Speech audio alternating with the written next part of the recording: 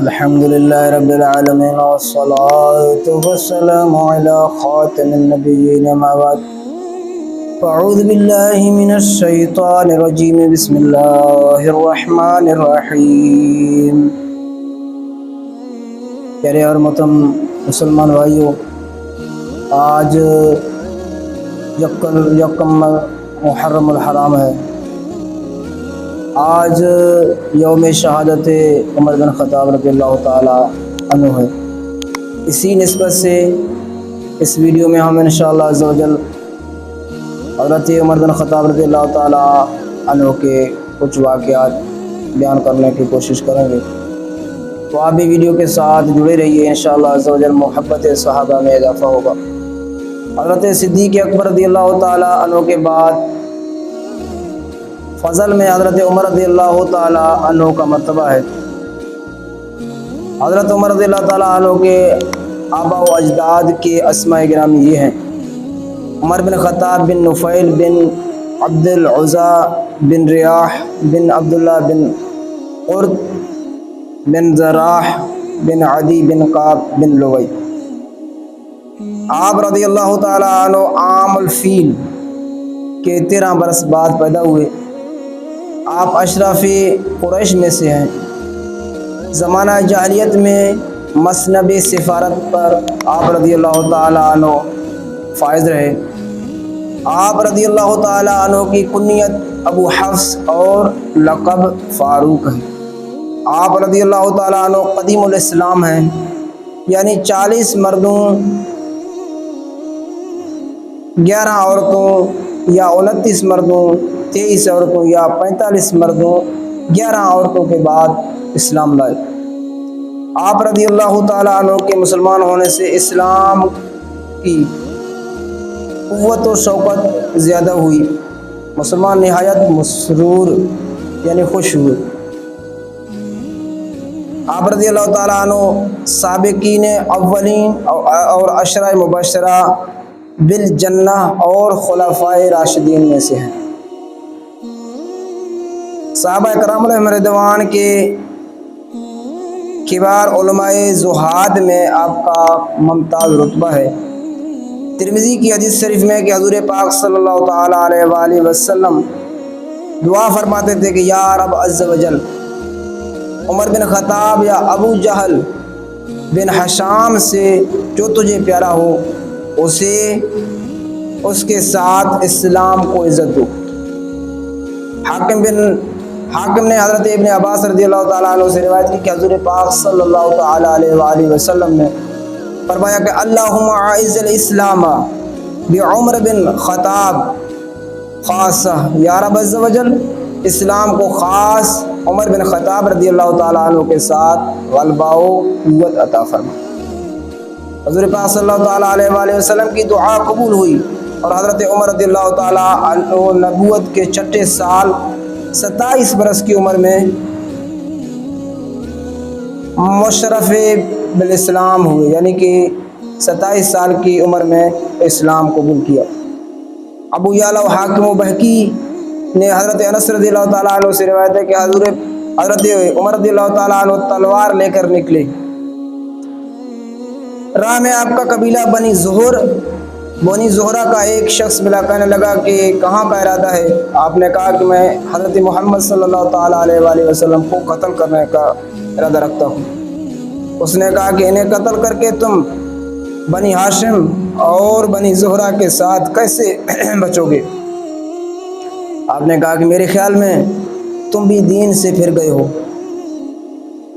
اس نے کہا کہ میں آپ کو اس سے عجیب بات بتاتا ہوں کہ آپ کی بہنوئی اور آپ کا بہن نے آپ کا دین ترک کر دیا ہے۔ حضرت عمر بن خطاب رضی اللہ تعالیٰ عنہ ان کے پاس پہنچے۔ وہاں حضرت خباب رضی اللہ تعالیٰ عنہ تھے اور وہ لوگ سورہ طٰہٰ پڑھ رہے تھے۔ جب انہوں نے حضرت عمر رضی اللہ تعالیٰ عنہ کے 8 سنے تو مکان میں چھپ گئے۔ حضرت عمر رضی اللہ تعالیٰ عنہ نے مکان میں داخل ہو کر کہا کہ تم کیا کر رہے ہو؟ کہا ہم آپس میں باتیں کر رہے تھے۔ حضرت عمر رضی اللہ تعالیٰ عنہ کہنے لگے شاید تم لوگ بے دین ہو گئے ہو۔ آپ کی بہنوئی نے کہا اے عمر اگر تمہارے دین کے سوا کسی اور دین میں حق ہو. اتنا کلمہ سنتے ہی حضرت عمر رضی اللہ تعالیٰ عنہ ان پر ٹوٹ پڑے اور ان کو بچانے کے لیے حضرت عمر رضی اللہ تعالیٰ عنہ کی بہن آئی, انہوں نے بھی مارا حتیٰ کہ ان کا چہرہ لہو لہان خون آلود ہو گیا. انہوں نے غضبناک ہو کر کہا کہ تیرے دین میں حق نہیں ہے. میں گواہی دیتا ہوں کہ اللہ تعالیٰ کے سوا کوئی مستحق عبادت نہیں ہے اور حضرت محمد مصطفیٰ صلی اللہ تعالیٰ علیہ وآلہ وسلم اس کے بندے اور رسول ہیں. حضرت عمر رضی اللہ تعالیٰ عنہ نے کہا مجھے وہ کتاب دو جو تمہارے پاس ہے, میں اسے پڑھوں. ہمشیرہ صاحبہ نے فرمایا کہ تم ناپاک ہو اور اس کو پاکوں کے سوا کوئی نہیں چھو سکتا. اٹھو غسل کرو یا وضو کرو. آپ نے اٹھ کر وضو کیا اور کتاب پاک لے کر پڑھا جو عمر بن خطاب رضی اللہ تعالیٰ عنہ نے شروع کیا. طٰہٰ ما انزلنا علیک القرآن لتشقى, یہاں تک کہ آپ اننی انا اللہ لا الہ الا انا فاعبدنی واقم الصلاۃ للذکری تک پہنچے تو حضرت عمر رضی اللہ تعالیٰ عنہ نے فرمایا مجھے حضور پاک صلی اللہ تعالیٰ علیہ وآلہ وسلم کے پاس لے چلو. یہ سن کر حضرت خباب رضی اللہ تعالیٰ عنہ باہر تشریف لائے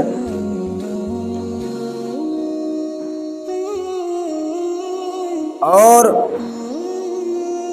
انہوں نے کہا کہ مبارک ہو اے عمر, میں امید کرتا ہوں کہ تم ہی دعائے مصطفیٰ صلی اللہ تعالیٰ علیہ وآلہ وسلم ہو.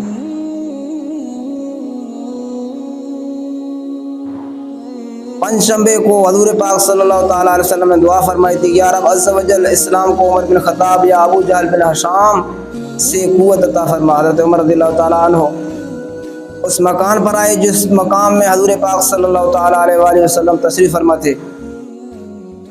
دروازہ پر حضرت حمزہ اور حضرت طلحہ رضی اللہ تعالیٰ عنہ اور دوسرے لوگ تھے. حضرت حمزہ رضی اللہ تعالیٰ عنہ فرمایا یہ عمر بن خطاب ہے, اگر اللہ تعالیٰ کو ان کی بھلائی منظور ہو تو ایمان لائے ورنہ ہمیں ان کا قتل کرنا سہل یعنی آسان ہے. حضور پاک صلی اللہ تعالیٰ علیہ وآلہ وسلم پر اس وقت وحی آ رہی تھی. حضور پاک صلی اللہ تعالیٰ علیہ وسلم باہر تشریف لائے اور حضرت عمر کے کپڑے اور تلوار کے حمائل پکڑ کر فرمایا اے عمر تو باز نہیں آتا حتیٰ کہ اللہ تعالیٰ تجھ پر وہ عذاب و رسوائی نازل فرمائے جو ولید بن مغیرہ پر نازل ہوئی. حضرت عمر نے عرض کیا اشہد ان لا الہ الا اللہ وانک عبد اللہ ورسولہ.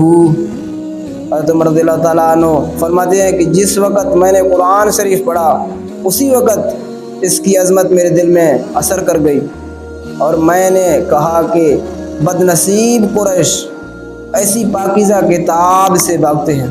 اسلام لانے کے بعد آپ باجازت نبی کریم صلی اللہ تعالیٰ علیہ وآلہ وسلم 2 صفیں بنا کر باہر نکلیں. ایک صف میں حضرت عمر رضی اللہ تعالیٰ عنہ, دوسری صف میں حضرت حمزہ رضی اللہ تعالیٰ عنہ. یہ پہلا دن تھا کہ مسلمان اس اعلان اور شوکت کے ساتھ مسجد حرم میں داخل ہوئے اور کفار قریش کو دیکھ کر جل رہے تھے اور انہیں نہایت صدمہ تھا. آج اس ظہور اسلام اور حق و باطل میں فرق و امتیاز ہو جانے پر حضور پاک صلی اللہ تعالیٰ علیہ وسلم نے حضرت عمر رضی اللہ تعالیٰ عنہ کو فاروق کا لقب عطا فرمایا. صلو علی الحبیب صلی اللہ تعالیٰ علی محمد صلی اللہ علیہ وآلہ وسلم. پیارے اور محترم اسلام بھائیو, حضرت عمر رضی اللہ تعالیٰ عنہ کی بہت بڑی شان ہے. یہ دعائے مصطفیٰ ہے اور حضرت عمر رضی اللہ تعالیٰ عنہ کے اسلام قبول کرنے کے بعد اسلام کو بہت زیادہ طاقت و قوت ملی. حضرت عمر رضی اللہ تعالیٰ عنہ بہت شان والے صحابی ہیں, بہت بلند شان والے صحابی ہیں. اللہ تبارک و تعالیٰ ہمیں بھی حضرت عمر رضی اللہ تعالیٰ عنہ کی غلامی میں استقامت عطا فرمائے. اللہ تبارک و تعالیٰ ہمیں صحابہ و اہل بیت کی محبت دل میں پیدا کرنے کی توفیق عطا فرمائے اور محبت کرنے کی توفیق عطا فرمائے. اللہ پاک کی پاک بارگاہ میں دعا ہے جو کچھ سنا اس پر عمل کرنے کی توفیق عطا فرمائے. صلو علی الحبیب صلی اللہ تعالی علی محمد صلی اللہ علیہ وسلم.